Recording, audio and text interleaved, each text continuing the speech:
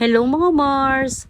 Alam nyo ba kung bakit napakasipag namin ni Mister? Sa aming dalawa ni Mister ay ako talaga ang merong pinakamataas na pangarap para sa mga anak. Naranasan namin ang lahat ng klase ng hirap sa buhay. Umabot pa nga sa point na nawalan talaga kami ng kakainin. At yun talaga yung pinaka-inaalala ko o kinakatakutan ko mga Mars. Ayaw kong maranasan ng aming mga anak yung naranasan namin ni Mister. Kaya mula pa noon ay hindi na kami tumitigil sa pag-isipag at pagtatrabaho.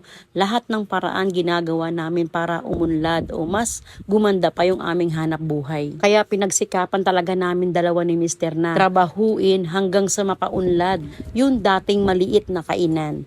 At ngayon nga ay hindi na kami nawawalan ng pagkain. At salamat sa Diyos dahil alam namin ni Mister yung pakiramdam ng walang pambiling pagkain, kaya kami ay nagbabahagi sa mga taong walang pambiling pagkain na lumalapit sa aming tindahan.